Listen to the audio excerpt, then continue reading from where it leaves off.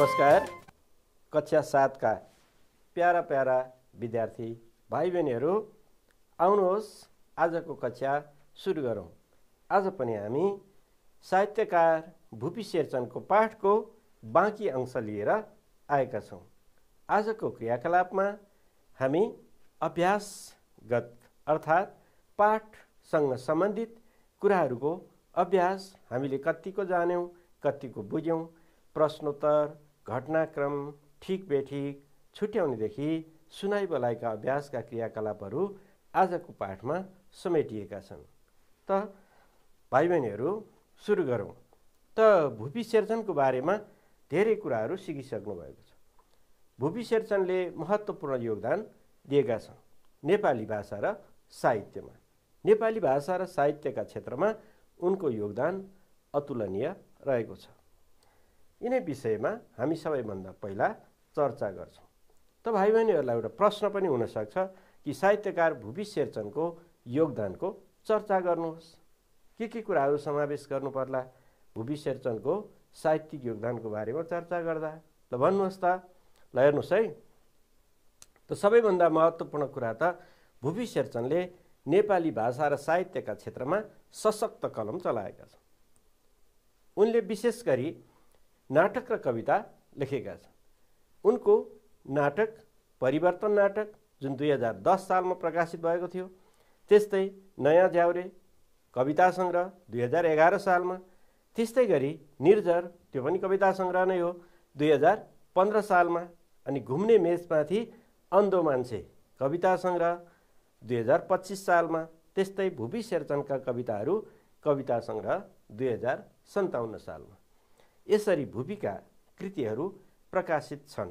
ती कृतिहरू आज पनि उत्तिकै महत्त्वपूर्ण रहेका छन्। त यी कृतिहरू लेखेर नेपाली भाषा र साहित्यलाई उनले अतुलनीय योगदान पुर्याएका छन्। त्यस्तै भुपीको अर्को कुरा, भुपीको लेखन शैलीमा भिन्नता छ। अरू साहित्यकारहरूको भन्दा भुपी शेरचनको लेखन कलामा भिन्नता छ। उनी बिम्ब र प्रतीकको पर्याप्त प्रयोग गर्ने कवि हुन्। उनका कविताहरूमा एकातिर राष्ट्रभाव, राष्ट्रप्रेमको कुरा छ, देशप्रेमको कुरा छ, अर्को स्वतन्त्रताको कुरा छ, स्वाधीनताको कुरा छ भने त्यसलाई चिनाउनका लागि, त्यसलाई बुझाउनका लागि उनी बिम्ब र सटिक बिम्ब र प्रतीकको प्रयोग गर्छन्, जसले गर्दा गहन र जटिल विषयवस्तुलाई पनि सरल र सहज ढङ्गले उनी प्रस्तुत गर्न खप्पिस छन्। यो उनको महत्त्वपूर्ण कला हो। त्यस्तै नेपाली साहित्यमा दिएको एउटा महत्त्वपूर्ण शैली र शिल्प हो। त्यस्तै गरी उनी प्रखर युगबोध भएका कवि हुन्। अर्थात् युगलाई चिनाउन सक्ने, युगको मान्यता, मर्म र भावनालाई राम्ररी चित्रण गर्न सक्ने कविका रूपमा उनी चिनिन्छन्। त्यस्तै उनका कवितामा प्रकृति प्रेम हुन्छ, देशप्रेमका कुरा हुन्छन्, राष्ट्रवादको कुरा हुन्छ, मानवतावादको कुरा हुन्छ। यिनै कुराहरू अर्थात् यिनलाई उनी व्यङ्ग्यात्मक शैलीमा पनि लेख्न सक्छन्। हुन त परिमाणका हिसाबले उनले धेरै लेखेका छैनन्, धेरै कृतिहरू छैनन्। अरूका कति साहित्यकारहरूको तुलनामा कति साहित्यकारहरूले अनगिन्ती रचनाहरू गरेका छन्, तर ती त्यति लोकप्रिय हुन सकेका छैनन्, त्यति जनजिब्रोमा झुन्डिन सकेका छैनन्, धेरै मान्छेहरूले मन पराएका छैनन्। तर उनी थोरै लेखेर धेरै नाम कमाउन सक्ने प्रसिद्ध व्यक्ति हुन्। त्यो उनको अर्को महत्त्वपूर्ण कुरा हो। उनी प्रसिद्ध गीतकार पनि हुन्। अघि नै हामीले गीत पनि सुन्यौँ होइन? अर्थात् यसभन्दा अघिल्लो कक्षामा हामीले गीत पनि सुनेका थियौँ, जस्तो यो नेपाली सिरुचाली संसारमा लम्किन्छ, यो उनको गीतको बोल अथवा गीत थियो। त्यस्तै उनी साहित्यका अतिरिक्त चित्रकला, सङ्गीत, समाजसेवामा पनि उनी विशेष रुचि राख्थे। पोखरामा बसेको बेलामा त उनले विद्यालय खोलेर आफ्नो शिक्षाप्रतिको मोह पनि प्रकट गरेका थिए। उनी समाजमा भएका विकृति, विसङ्गति र नराम्रा पक्षहरूको उनी तीखो ढङ्गले छेडछाड गर्ने व्यङ्ग्यवादी कवि पनि हुन्। त भुपीले यसरी नेपाली भाषा र साहित्यका क्षेत्रमा आफ्ना कृतिहरूका माध्यमबाट एउटा नौलो आयाम, नौलो तरिका, नयाँ लेखन शैली र शिल्प दिएर उनले एउटा महत्त्वपूर्ण योगदान गरेका छन्। महत्त्वपूर्ण नेपाली भाषा र साहित्यमा महत्त्वपूर्ण गुण लगाएका छन्। यी कुराहरू संक्षेपमा हामी भुपीको योगदानको रूपमा लिन सक्छौँ। त भाइ बहिनीहरू, तपाईहरू पनि अब भुपी शेरचनले नेपाली भाषा र साहित्यमा कस्तो योगदान पुर्याएका छन्, कस्तो योगदान दिएका छन् उनले भन्ने प्रश्न आयो, अथवा यो कुराहरू बुझ्नको लागि अथवा यसै गरी भुपीको योगदानको बारेमा बताउनु पर्यो भने अब सक्नुहुन्छ होइन त? ल त्यसो भए अब हामी अर्को क्रियाकलापतिर लागौँ है त। अब मैले उच्चारण गर्ने अभ्यास यसभन्दा अघिल्लो कक्षामा सिकाएको थिएँ। अब तपाईहरू अहिले चाहिँ आफै उच्चारण गर्नुहोस्। म यहाँ केही शब्दहरू दिन्छु है त। तपाईहरू यी शब्दहरूलाई उच्चारण गर्ने अभ्यास गर्दै जानुहोस् त। कसरी उच्चारण गर्ने होला यी शब्दहरूको?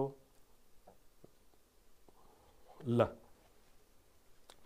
अब पहिलो शब्द हेर्नुहोस् त। लेख्दा हामीले यसरी लेखेका छौँ, सङ्घर्षपूर्ण। ल यसरी लेखिएको छ। अब यसको उच्चारण कसरी गर्न सकिन्छ? जस्तो सङ्घर्षपूर्ण,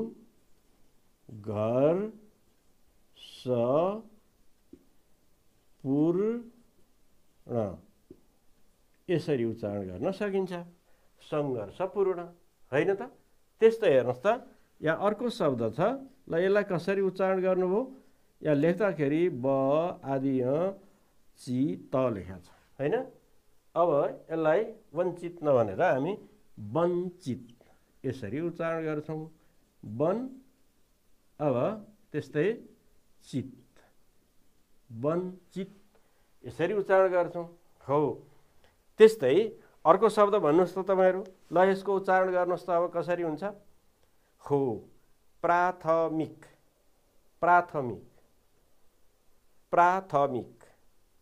हो अब त्यस्तै यसलाई उच्चारण गर्नुहोस्, अन्तर्राष्ट्रिय। हो अन्तर्राष्ट्रिय, अन्तर्राष्ट्रिय यसलाई यसरी बोल्न सकिन्छ। त्यस्तै यो तत्कालीन, तत्कालीन। हो यो विसङ्गति, अनि यसलाई उच्चारण गर्नुहोस् त। हो प्रतिष्ठान।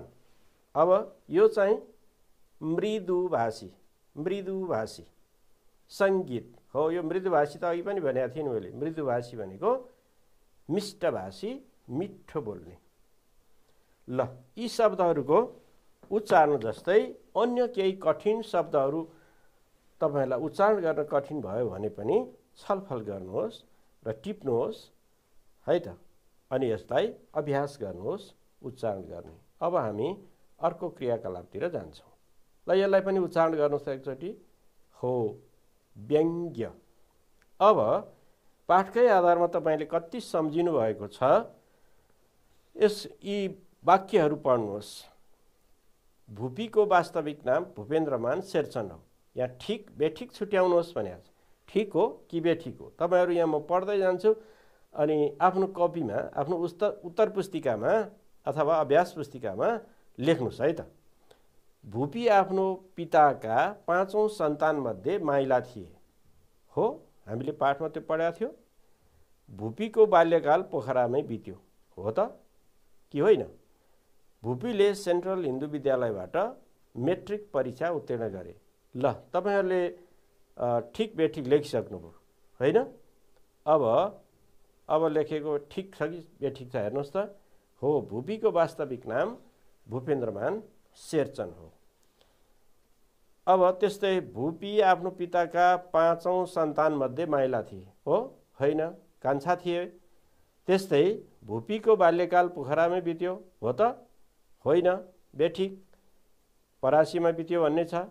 भुपीले सेन्ट्रल हिन्दू विद्यालयबाट मेट्रिक परीक्षा उत्तीर्ण गरे। ठिक कि बेठिक? ठिक।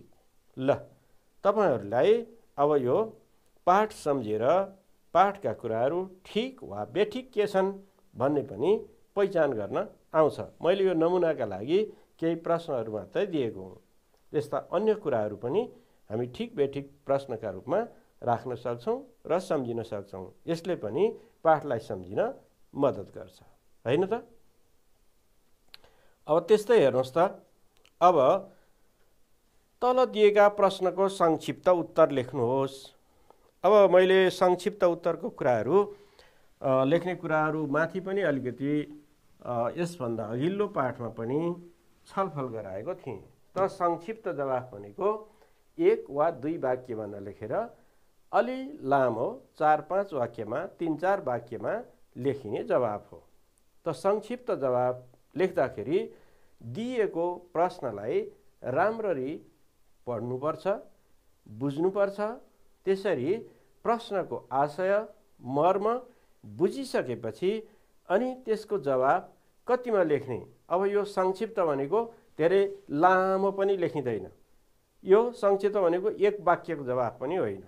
त्यसैले यहाँ प्रश्न पनि त्यस्तै खालका हुन्छन्। तपाईँले पढ्नुभएको थियो नि, सम्झिनुभयो होला। हेर्नुहोस् त, भुपी शेरचनको बाल्यकाल कसरी बित्यो।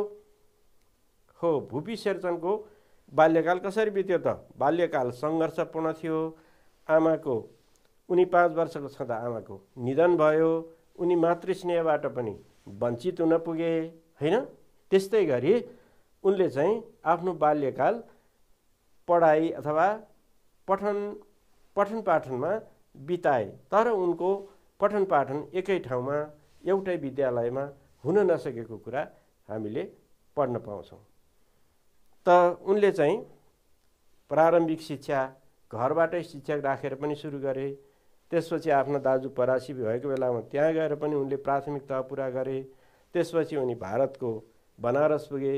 बनारसबाट डिएभी कलेजबाट आइएससीसम्म उत्तीर्ण गरे। त्यो आइएससम्म उत्तीर्ण गरे। त्यसपछि गएर उनले नेपालमा आएर नेसनल कलेजबाट स्नातकसम्म पढे। त उनको बाल्यकाल पठन पाठनमा पनि बित्यो र उनको बाल्यकाल सङ्घर्षपूर्ण पनि रह्यो भन्ने कुरा हामीले पढेका छौँ। अब यसलाई संक्षिप्त रूपमा मिलाएर लेख्न जान्नुपर्छ, होइन त? त्यस्तै गरी अर्को, भुपी शेरचनका प्रमुख कृतिहरू कुन कुन हुन्? तपाईँहरूले सम्झिनु भएको छ? ल भन्नुहोस् त, 1-2वटा कृतिको नाम भन्नुहोस् त। ल म पनि यहाँ अहिले तपाईँहरूलाई टिपेर देखाउँछु, तपाईँहरू कति सम्झिनुहुन्छ। हो, उनको नाटकको नाम के थियो अरे? हो, परिवर्तन उनको नाटकको नाम थियो, होइन? त्यस्तै गरी अर्को कविता सङ्ग्रह भन्नुहोस् त 1-2वटा। हो, नयाँ झ्याउरे, सम्झिनुभयो? अर्को के थियो? नयाँ झ्याउरे। हो, निर्झर। निर्झर पनि उनको अर्को कविता सङ्ग्रह थियो। त्यस्तै अर्को भुपी शेरचनका कविताहरू पनि उनको कविता सङ्ग्रह थियो, होइन? त्यस्तै गरी भुपीका रुचि र स्वभावगत विशेषता के हुन्? हो, भुपी शेरचनलाई साहित्यतर्फ त रुचि छँदै थियो। साहित्य त उनको प्रमुख रुचिको विषय नै भयो। त्यसका अतिरिक्त चित्रकला, सङ्गीत अनि समाजसेवामा पनि उनको रुचि थियो। उनी समाजसेवा गर्न पनि रुचाउँथे, होइन त? अब विशेषताहरू के? उनी विकृति विसङ्गतिप्रति तीखो व्यङ्ग्य गर्ने अनि समाजमा रहेका अन्याय, अत्याचार, शोषणका विरुद्ध लेख्ने, बोल्ने उनका विशेषता हुन्। त्यस्तै उनी मृदुभाषी पनि थिए, अत्यन्त मिलनसारसित पनि थिए, उनी समाजसेवी पनि थिए। हो, यी उनका चाहिँ विशेषताहरू हुन्। अब साहित्यिक विशेषताको कुरा गर्दा उनी बिम्ब र प्रतिको प्रयोग गर्थे, होइन? अनि समाजका उनी युगबोधका कुराहरू, युगलाई प्रखर रूपमा चिनाउने काम पनि गर्थे। यी कुराहरू हामी उनका विशेषताका रूपमा लेख्न सक्छौँ। त्यस्तै उनी देशप्रेम, राष्ट्रप्रेम, स्वाधीनता, स्वाभिमानी अर्थात् राष्ट्र, राष्ट्रियता, स्वाधीनता र सार्वभौमिकताका पक्षमा उनी अडिग रहन्थे अनि त्यसै विषयसँग सम्बन्धित भएर लेख्थे अनि समाजलाई ती कुराहरू बुझाउने काम पनि गर्थे। यी उनका विशेषता हुन्। अब यसलाई छोटो पारेर तपाईँहरूले लेख्न जान्नुपर्छ। अब त्यस्तै ल विद्यार्थी भाइ बहिनीहरूको कुरा पनि बुझेँ मैले। एउटा यो भुपी शेरचनको जीवनीबाट के प्रेरणा पाइन्छ, एउटा लेखेकै अथवा यसलाई कस्तो लेख्नुपर्छ देखाइदिनुहोस् न भन्ने कुरा आयो, होइन? ल भाइ बहिनीहरूको कुरालाई मैले बुझेको छु। ल हेर्नुहोस् है त, एउटा प्रश्नको चाहिँ जवाब नमुना जवाब यसरी लेखिएको छ। यो के प्रश्नको जवाब थियो? भुपी शेरचनको जीवनीबाट के प्रेरणा पाइन्छ? होइन त? भुपी शेरचनको जीवनीबाट मानिसको जीवन सङ्घर्षशील छ। भुपी 5 वर्ष छँदा उनकी आमाको निधन भयो, उनी विचलित भएनन्। त्यस्तै हामी पनि कुनै दुःख कष्ट समस्या आयो भने विचलित हुनु हुँदैन भन्ने कुरा उनको जीवनीबाट पाइन्छ। हामीलाई निरन्तर रूपमा सङ्घर्षशील भएर काम गर्न प्रेरणा पनि दिन्छ। अनि उनले पनि त शिक्षा प्राप्त गर्दा धेरै हन्डरहरू खानु पर्यो, धेरै कष्टहरू खानु पर्यो। एक ठाउँमा मात्रै बसेर उनले निरन्तर शिक्षा प्राप्त गर्न सकेनन्। उनलाई ठाउँ ठाउँमा पुग्नु पर्यो। त्यो व्यावहारिक उनको कठिनाइ छँदै थियो, होइन त? हो, तैपनि उनले शिक्षा प्राप्तिको कुरा चाहिँ छोडेनन्। त्यसैले हामीले पनि शिक्षा प्राप्त गर्न, शिक्षा हासिल गर्न कठिनाइ हुनसक्छ, तर निरन्तर लागिरहनुपर्छ भन्ने उनको जीवनीबाट हामी त्यो प्रेरणा पनि पाउन सक्छौँ। अनि मानिस अमर त्यसरी हुँदो रहेछ, जो आफ्नो लागि मात्रै काम गर्छ त्यो मान्छे त स्वार्थी हुन्छ। जो मानिस अरूका लागि काम गर्छ, अन्याय अत्याचारका विरुद्ध लड्छ, न्यायका निम्ति लागि पर्छ, हो त्यस्तो मान्छे चाहिँ उसको भौतिक शरीर अन्त्य भए पनि गरेको काम प्रेरणा समाजले अनुकरण गरिरहन्छ। त्यस्तै साहित्य सिर्जना जस्तो अमर हुने काममा उनले आफ्नो समय, सिप र श्रम खन्याए। त्यसले गर्दाखेरि हो हामीले पनि क्षणिक काममा भन्दा अमर हुने, अरू मानिसको भलाइ हुने, पछिसम्म दिगो रहने काम गर्न सक्यौँ भने हामी पनि अमर रहन सक्छौँ। त्यसैले उनको जीवनीबाट निरन्तर असल काममा लाग्ने प्रेरणा मिल्छ, होइन त? ल, यसरी यी धेरै कुरालाई हामी संक्षेपमा यसरी मिलाएर लेख्न सक्छौँ। अब तपाईहरूले संक्षिप्त जवाब कसरी लेख्ने भन्ने किसिमको कुरा बुझिसक्नुभयो। अब यसै गरी तपाईहरू यी माथि भएका यी प्रश्नहरूको, अन्य प्रश्नहरूको पनि मैले मौखिक रूपमा त यी प्रश्नहरूको जवाब भनिदिएको छु। अब तपाईहरू पनि लेख्नुहोस् न है, लेखेर आफ्नो शिक्षकलाई यसै गरी देखाउनुहोस् है त। अब हामी अर्को क्रियाकलापतिर लागौँ। अब तपाईहरूले पाठमा भएका विभिन्न घटनाक्रमहरू छन्, तिथिमितिहरूसँग सम्बन्धित छन्। ती कुराहरू तपाईहरूले क्रमशः सम्झिन सक्नुभयो कि सक्नु भएन, त्यसलाई बुझ्नुभयो कि बुझ्नु भएन, अथवा कुन घटना पहिला भयो, त्यसपछि दोस्रो कुन, तेस्रो कुन, यसलाई तपाईहरू चाहिँ हेर्नुहोस् त। घरमै शिक्षक राखेर अक्षर सिकाइएको, विक्रम सम्वत 2046 जेठ 1 गते 54 वर्षको उमेरमा निधन भएको, यो त अन्तिमतिर भनिएको जस्तो लाग्छ, होइन त? सम्झिनुहोस् त। त्यस्तै यो कुन चाहिँ आयो होला पहिला, कुन चाहिँ घटना पहिलो हो, त्यसलाई क्रमशः, त्यसपछि दोस्रो कुन चाहिँ घटना हो, तेस्रो कुन चाहिँ घटना हो, क्रमशः मिलाउँदै लेख्ने। जस्तो हेर्नुहोस्, विक्रम सम्वत 2036 मा पहिला त पढौँ कुन घटना कसरी राखिएको रहेछ, अनि कुन चाहिँ घटना आउँछ यसलाई हेरौँ, मनन गरौँ, सम्झौँ है त।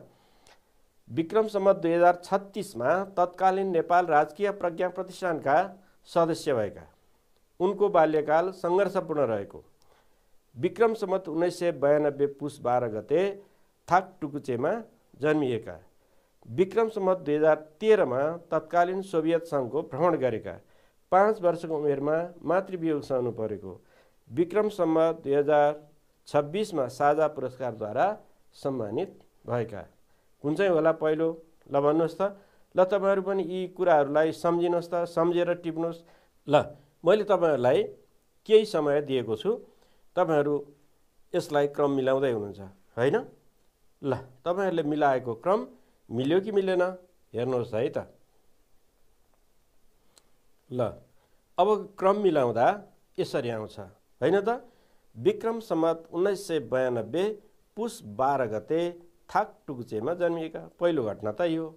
त्यसपछि 5 वर्षको उमेरमा मातृवियोग सहनु परेको, उनको बाल्यकाल सङ्घर्षपूर्ण रहेको, अनि घरमै शिक्षक राखेर अक्षर सिकाउन सुरु गरिएको अथवा सिकाइएका, विक्रम सम्वत 2013 मा तत्कालीन सोभियत सङ्घको भ्रमण गरेका, 26 मा साझा पुरस्कारद्वारा सम्मानित भएका, विक्रम सम्वत 36मा तत्कालीन नेपाल राजकीय प्रज्ञा प्रतिष्ठानका सदस्य भएका विक्रम सम्वत 2046 जेठ 1 गते 54 वर्षको उमेरमा निधन भएको। यसरी यी घटनाहरूलाई क्रम मिलाउँदा यसरी राख्न सकिन्छ, होइन त भाइ बहिनीहरू?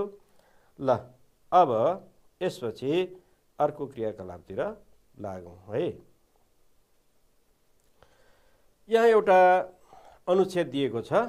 यो अनुच्छेद पढ्नुहोस्, तपाईहरु पनि पढ्नुहोस्, म पनि यसलाई पढेर सुनाउँछु अनि तल निर्देशन गरिए अनुसार त्यही काम गरौँ है त। जस्तो यहाँ एउटा अनुच्छेद छ, ल हेर्नुहोस्, पढ्नुहोस् है तपाईहरु पनि। हिजो कवि भुपी शेरचनको जन्म जयन्ती परेको थियो। उनको स्मृतिमा, स्मृति भनेको सम्झनामा, एउटा कार्यक्रमको आयोजना गरिएको थियो।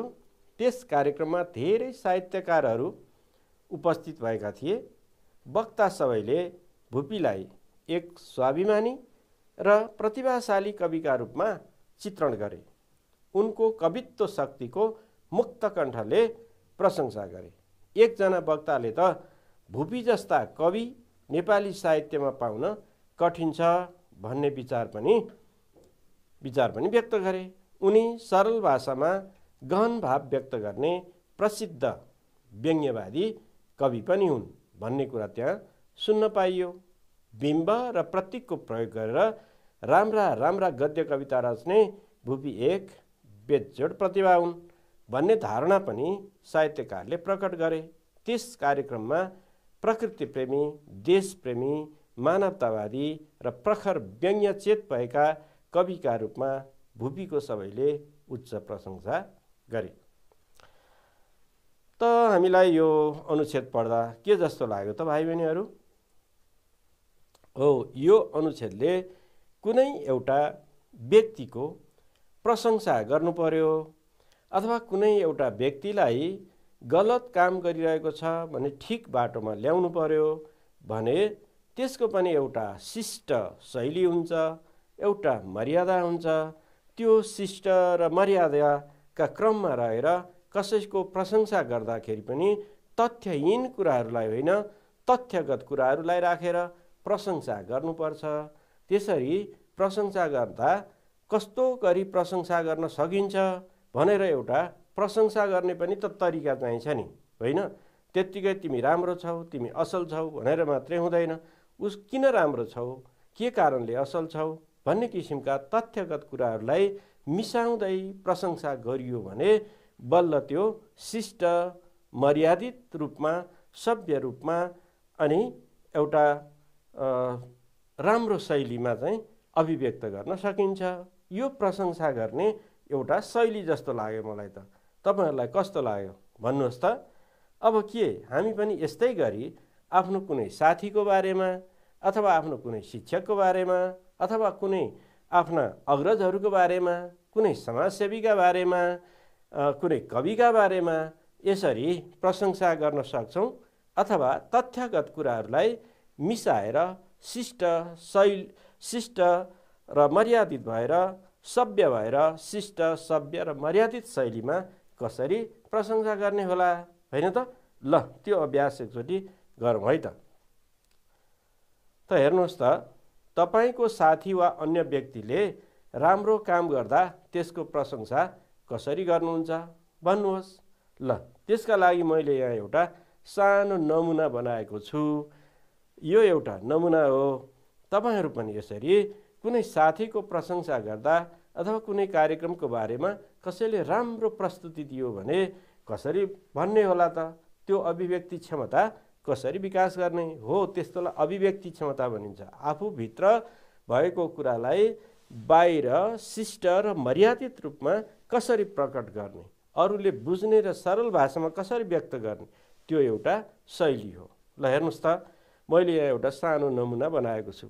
तपाईहरु पनि यसलाई पढ्नुहोस् र यस्तै गरी अन्य कार्यक्रमहरूमा, अन्य क्रियाकलापहरूमा कसैको प्रशंसा गर्दा यस्तै शैली प्रयोग गरेर तपाईहरु पनि लेख्ने अभ्यास गर्न सक्नुहुन्छ, हैन त? ल शुक्रबारको दिन थियो। विद्यालयमा अतिरिक्त क्रियाकलाप अन्तर्गत प्रतिभा पहिचान कार्यक्रम सञ्चालन भइरहेको थियो। कक्षा 7 की विनिताले लोकगीत प्रस्तुत गरिन्। उनको स्वरमा मिठास थियो, उनको स्वरमा जादु थियो। उनको गीतमा हामी कम्मर मर्काई मर्काई नाच्यौँ। उनको प्रस्तुतिले कार्यक्रमको गरिमा बढाएको थियो। उनको सुरिलो स्वरको प्रशंसा उपस्थित शिक्षक, विद्यार्थी सबैले गरे। उनी भविष्यकी लोकप्रिय गायिका हुन सक्ने अनुमान सबैले गरे। हामी कक्षा 7 का विद्यार्थीले त उनको विशेष प्रशंसा गर्यौँ।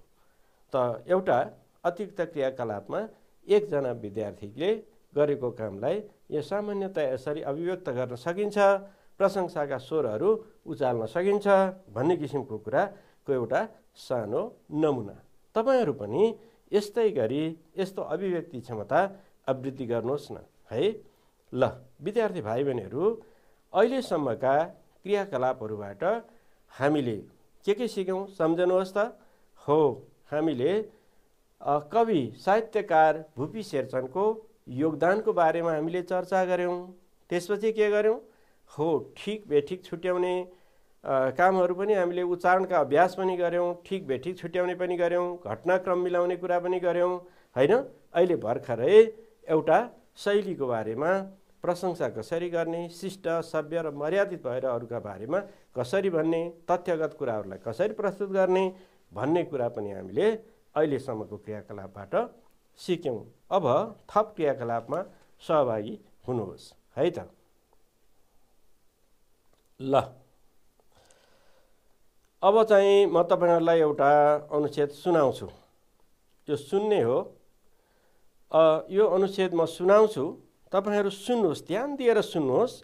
अनि यो सुनाइको यस अर्थमा श्रुतिबोध अर्थात् सुनेर बुझ्ने कुराहरू, सुनेर हाम्रो सिकाइको क्रम सुनाइबाटै सुरु हुन्छ। जति बेलासम्म हामी राम्रोसँग, एकाग्रसँग, ध्यानपूर्वक अरूका कुराहरू सुन्दैनौँ अनि हामी बुझ्दैनौँ, त्यसैले सुनाइ क्षमताको विकास गर्नुपर्छ। सुनाइ क्षमताको विकास गरेपछि मात्रै बोलाइ क्षमताको विकास हुन्छ, पढाइ क्षमता र लेखाइ क्षमताको त्यसपछि विकास हुन्छ। त्यसैले यो महत्त्वपूर्ण छ। ल सुन्नुहोस् है, म एउटा अनुच्छेद सुनाउँछु अनि त्यससँग केही सम्बन्धित प्रश्नहरू छन्। ती प्रश्नहरूको जवाब दिन सक्ने गरी तपाईहरु ध्यानपूर्वक सुन्नुहोस्। ल यो जीवनी लेखनका सम्बन्धमा यो अनुच्छेद केन्द्रित छ। जीवनी कुनै व्यक्तिको जीवनलाई स्पष्ट पार्ने गरी लेखिएको क्रमबद्ध लेख जीवनी हो। यसमा मानिसले जीवनभरि गरेका कामको अभिलेख राखिन्छ। साहित्यको एउटा अङ्ग मानिने जीवनलाई जीवनचरित्र वा जीवनचरित पनि भनिन्छ। राष्ट्र र मानव समाजको उन्नति र भलाइका लागि महत्त्वपूर्ण एवं विशिष्ट योगदान दिने व्यक्तिका बारेमा लेखिने लेख जीवनी हो। जीवनीले व्यक्तिको समग्र प्रामाणिक चिनारी दिन्छ। त्यसैले जीवनी लेख्दा लेखकले सम्बन्धित व्यक्तिका बारे आधिकारिक तथ्य र प्रामाणिक विषयवस्तुमा ध्यान दिनु पर्छ। जीवनीमा अनुमान र तथ्यहीन कुरालाई राख्नु हुँदैन। जीवनी लेख्दा सम्बन्धित व्यक्तिको दैनिकी, चिठी, अभिलेख, उसका साथीसँगको स्मरण, उसले लेखेका पुस्तक, फोटो, अन्तर्वार्ता लगायत प्राप्त अभिलेखलाई आधार मान्नुपर्छ। यसमा जन्म, बाल्यकाल, पारिवारिक जीवन, प्रमुख कार्य, योगदान, पुरस्कार, सम्मानलाई आधार मानी लेखिन्छ। जीवनीको भाषा सरल र मिठासपूर्ण हुनुपर्छ। त भाइ बहिनीहरू, हामीले भर्खरै एउटा अनुच्छेद सुन्यौं। अब यससँग सम्बन्धित केही प्रश्नहरू छन्। ती प्रश्नहरूको जवाब दिन तपाईहरु तयार हुनुहुन्छ हैन त? जीवनीमा मानिसले जीवनभर गरेका कामको अभिलेख राखिन्छ। ठिक कि बेठिक? ठिक भन्नुभयो हैन त? त्यस्तै जीवनीले व्यक्तिको समग्र प्रामाणिक चिनारी दिँदैन। अब ल हेर्नुस् त, यसको सही जवाब के हो? बेठिक दिन्छ भनेको छ हैन? जीवनीको भाषा जटिल हुनुपर्छ। ठिक बेठिक हो, यो बेठिक बनायो। जीवनीमा तथ्यहीन कुरालाई राख्नु हुँदैन। यो कुरा सही त हो नि, होइन? ल, तपाईहरुले पनि यी कुराहरू ठिक भन्नुभयो। अब अरु प्रश्न है त। अब जीवनीलाई अर्को शब्दमा के भनिन्छ? के भनिन्छ रे? हो, सम्झिनुस् त त्यो शब्द। त्यहाँ जीवन चरित वा चरित्र, जीवन चरित वा चरित्र, चरित पनि भनिन्छ। हो, जीवन चरित, अर्को चरित्र पनि भनिन्छ। ल, अर्को जीवनी लेख्दा लेखकले के कुरामा ध्यान दिनुपर्छ? ल भन्नुहोस् त, लेखकले ध्यान दिनुपर्ने कुराहरू। हो, लेखकले जीवनी लेख्दा ध्यान दिनुपर्ने कुरा उसको दैनिकी, चिठी, अन्तर्वार्ता, संस्मरण, फोटो लगायतका कुराहरू चाहिँ कुरामा ध्यान दिनुपर्छ, हैन त? जीवनी लेखनको भाषा कस्तो हुनुपर्छ? हो, जीवनी लेखनको भाषा सरल हुनुपर्छ। तपाईहरुले ठिक भन्नुभयो। यो एक एक वाक्यमा लेख्ने जवाफ हो। ल, अब सुनाई अभ्यास पनि हामीले गर्यौं। अब अर्को क्रियाकलापतिर लाग्यौं। अब त हामीले अहिले भर्खरै जीवनी पढ्यौं। अब जीवनी कसरी लेख्ने होला? हामीले पनि जीवनी लेख्न अभ्यास गर्नुपर्छ।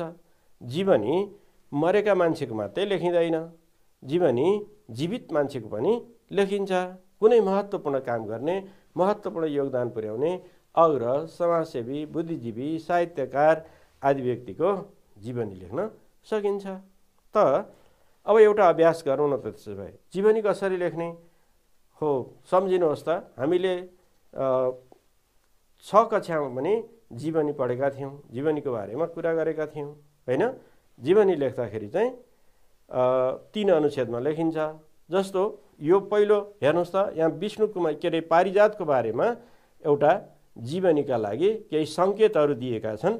यी संकेतका आधारमा एउटा हामीले जीवनी तयार गर्ने अभ्यास गर्नु छ। जस्तो उनको नाम विष्णु कुमारी अयवा, साहित्यिक नाम पारिजात, विक्रम सम्वत 1990 फागुन 30 गते, जन्मस्थान भारतको दार्जिलिङ, आमाबुवा अमृत मोक्तान, केएस वाइबा, शिक्षा स्नातक बीए। हो, यो चाहिँ हामीले पहिलो अनुच्छेदमा लेख्न सक्छौं यी कुराहरूलाई। जस्तो विक्रम सम्वत 1990 फागुन 30 गते भारतको दार्जिलिङमा विष्णु कुमारी वाइबाको जन्म भएको थियो। उनका आमा अमृत मोक्तान र केएस वाइबाका सन्तान अथवा असल सन्तानका रूपमा उनलाई चिन्न सकिन्छ। उनको वास्तविक नाम विष्णु कुमारी वाइबा थियो, तर उनको साहित्यिक नाम भने पारिजात थियो। उनले विभिन्न दुःख, कष्ट र सङ्घर्षपूर्ण आफ्नो शिक्षालाई अगाडि बढाइन्। उनले स्नातकसम्मको अध्ययन गरिन्। यसरी हामी लेख्न सक्छौं। यस्तै गरी हेर्नुस् त, अब यहाँ अरु कुराहरू दिएको छ। प्रकाशित कृति शिरीषको फूल, महत्ताहीन, अनिदो पहाडसँगै जस्ता उपन्यास, आदिम देश, सडक र प्रतिभा जस्ता कथा संग्रह, आकांक्षा, वैशालु वर्तमान जस्ता कविता संग्रह, लाली गुराँसको फेदमा, आत्मवृत्तान्त आदि उनका प्रकाशित कृतिहरू हुन्। उनका अन्य पनि धेरै कृतिहरू छन्। विशेषता अब यसरी दिएको छ। यो दोस्रो अनुच्छेदमा लेखिने कुराहरू हुन्।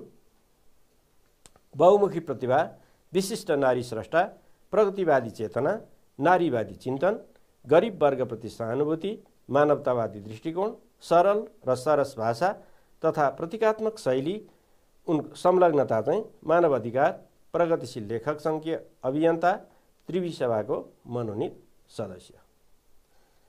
अब त्यस्तै सम्मान पुरस्कार, मदन पुरस्कार, गङ्की वसुन्धरा पुरस्कार, सर्वश्रेष्ठ पाण्डुलिपि पुरस्कार, प्रज्ञा प्रतिष्ठानद्वारा विद्वत वृत्ति, यहाँसम्म चाहिँ हामी दोस्रो अनुच्छेदमा लेख्न सक्छौँ। त्यसपछि उनको मानिसले जतिसुकै राम्रो काम गरे पनि कालले कसैलाई छोड्दैन भन्ने जस्ता कुराहरू लेख्दै अब विक्रम सम्वत 2050 वैशाख 5 गते उनको भौतिक शरीरको अन्त्य भयो। यसरी हामी यी कुराहरू जीवनीका रूपमा लेख्न सक्छौँ। तपाईहरू यहाँ दिएको तथ्यका आधारमा, संकेतका आधारमा तपाईहरू पनि जीवनी लेख्ने अभ्यास गर्नुहोस् न है। ल विद्यार्थी भाइ बहिनीहरू, आजको यस कक्षाबाट तपाईहरुले विविध किसिमका सामग्रीहरूको अभ्यास गर्ने अवसर पाउनुभयो। यसबाट पक्कै पनि तपाईहरु लाभान्वित हुनुभयो होला भन्ने अपेक्षा गरिएको छ। यसका साथै यस कक्षामा हार्दिकतापूर्ण सक्रिय रूपमा सहभागी हुनुहुने तपाईहरु सम्पूर्ण विद्यार्थी भाइ बहिनीहरूलाई हार्दिक धन्यवाद व्यक्त गर्दै, हार्दिक आभार व्यक्त गर्दै आजको कक्षा यही अन्त्य गर्न चाहन्छु। धन्यवाद, नमस्कार।